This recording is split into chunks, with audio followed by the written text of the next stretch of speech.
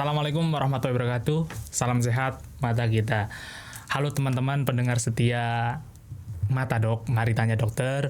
Kali ini kembali lagi bersama saya Muhammad Andi Baso Firosadi.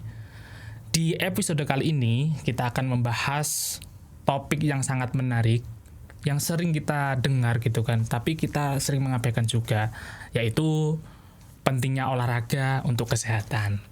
Nah, mungkin teman-teman sering mendengarkan gimana caranya kita berolahraga supaya hidup kita jauh lebih sehat gitu kan. Tapi kadang jujur kalau saya sendiri itu kalah dengan mager gitu kan. Tapi kalau udah bergerak rasanya itu emang beda. Nah, di sini saya tidak sendiri, saya bersama pakar yang sangat luar biasa, yaitu pakar olahraga. Di sebelah saya ada narasumber, boleh dikenalkan dulu Mbak? Boleh. Oke, perkenalkan nama saya Ulum. Baik, dari mana Mbak? Oke, perkenalkan nama saya Ulum. Saya asal dari Jombang sendiri. Nah, ini tetangga desa dari sini ya, dari Plandi. Nah, sekarang fokus lagi membuka rumah sehat atau fit club yang berada di area Jombang. Oke, gitu. Itu udah lama Mbak ya? Sudah sejak 2017. Sudah sejak 2017, berarti udah hampir jalan 7 tahunan lebih. Oke, baik. Mbak Ulun nggih, Mbak Ulum, baik. Mbak Ulum, ini kita mau sedikit bahas tentang pentingnya kita berolahraga gitu kan. Nah, Mbak Ulum kan yang sebagai praktisinya di sini, kita mau tahu nih, itu kan lebih jauh gitu kan, seberapa penting sih olahraga itu untuk kesehatan tubuh kita, pikiran kita, bahkan kualitas hidup kita gitu Mbak. Kalau secara teori dari olahraga menunjang untuk kesehatan kita itu bekerja 20%. 80%-nya dari pola makan, istirahat atau mindset itu 100%-nya. Jadi peran olahraga itu 20%-nya. Nah, cuman kalau dari pola makan biasanya ada orang yang masih mager gitu ya. Iya. Ya udah, aku menjaga kesehatan dari pola makannya aja bisa, cuman kalau dibantu dengan olahraga itu prosesnya jauh lebih cepat. Jauh lebih cepat berarti. Berarti buat yang mager-mager itu disarankan untuk olahraga. Gitu ya Mbak ya, berarti ya. Itu untuk supaya kita itu menghilangkan rasa mager itu gimana sih kalau menurut Mbaknya ini, untuk sebagai para penonton nanti yang pemula mau memulai olahraga, biasanya kan agak males gitu kan, berat gitu kan, karena ngapain sih olahraga gitu, harus mending kayak gini aja gitu kan. Caranya gimana itu? Iya, betul. Sukanya cari dulu, sukanya olahraga tentang apa. Baik. Banyak macam olahraga, jadi mending lakukan yang disukain. Satu itu. Nah, kalau ada komunitas, baiknya gabung dengan komunitas. Karena kalau kita lagi males, itu ada temen yang mengingatkan. Nah, kemudian vibes-nya olahraga sendiri dengan olahraga bersama komunitas itu beda. Jadi lebih semangat kayak gitu. Baik, nah, benar-benar. kemudian saat sudah mulai nih gerak tipis-tipis, nggak apa-apa, nggak mengawalinya tidak usah dengan energi ekstra, yang penting berangkat dulu, lakukan dulu, nanti selesai olahraga rasakan perubahan di dalam tubuhnya, moodnya itu sudah terasa berbeda. Nah, dari percobaan itu, satu kali nyoba, nah teman-teman akan menginginkan untuk melakukan lagi. Oke. Biasanya seperti itu. Biasanya seperti itu ya Mbak ya.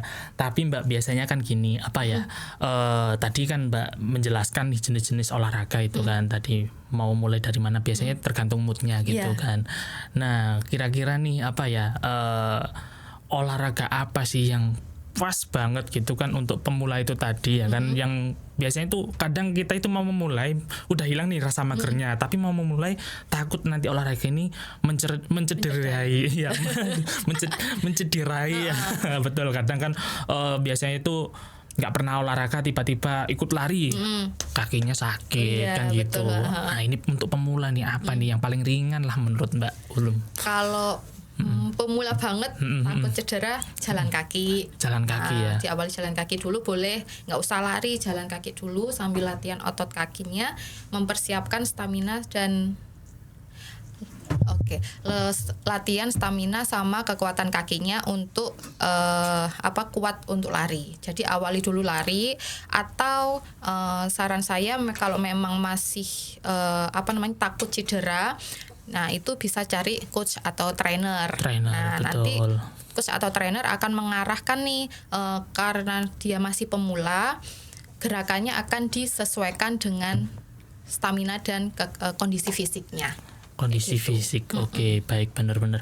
Berarti gini Mbak, ngomong-ngomong kalau soal fisik tadi ya, katanya olahraga kan buat fisik dan kesehatan mental kita kan jauh lebih baik gitu ya. Mungkin bisa dijelaskan itu apakah bisa mempengaruhi suasana hati juga ya, kayak gitu. Sangat mempengaruhi ya, karena saat kita bergerak atau saat kita olahraga, tubuh kita itu aktif memproduksi hormon endorfin. Dimana teman-teman pasti tahu kalau sekarang itu hormon endorfin itu hormon yang kebahagiaan.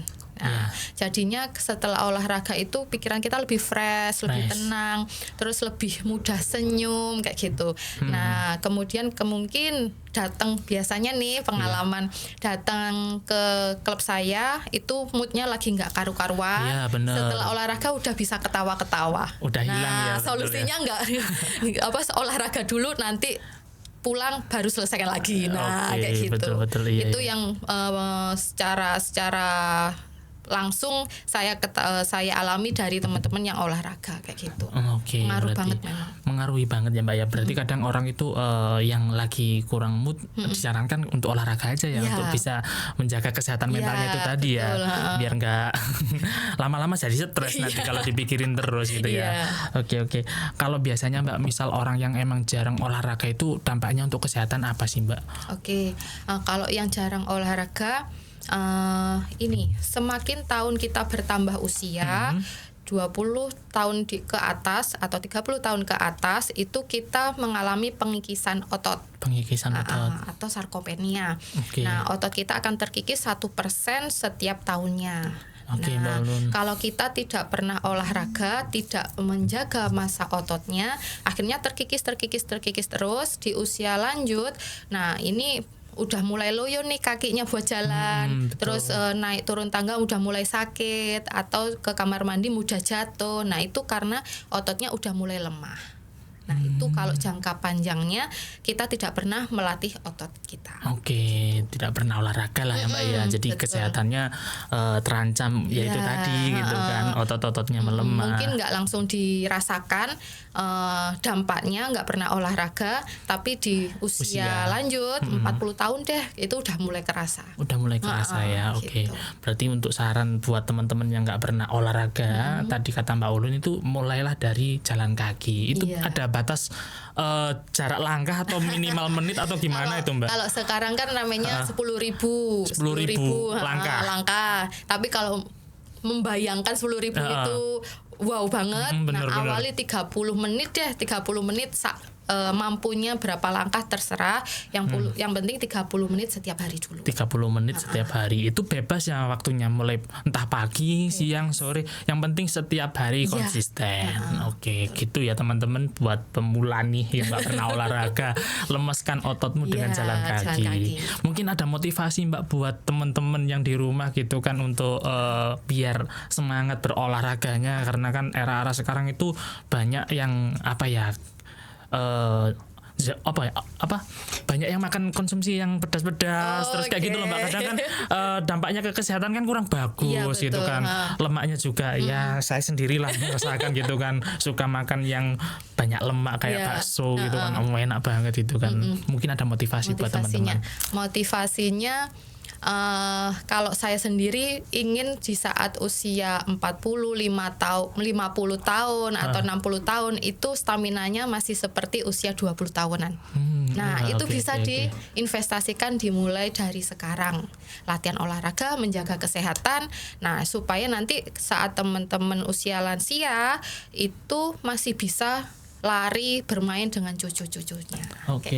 Baik. Itu teman-teman ya resepnya ya. Jadi sangat penting banget menjaga kesehatan tubuh dengan cara berolahraga. Sangat menarik sekali pembahasan pada kali ini. Semoga teman-teman bisa menyimak dengan sebaik-baik mungkin dan bermanfaat untuk semuanya. Mbak, kita akhiri dulu ya untuk pembahasan kita kali ini ya. Kita next mungkin kita obrol-obrol lagi, ulas lagi terkait tentang kesehatan. Ya, ilmunya cukup menarik.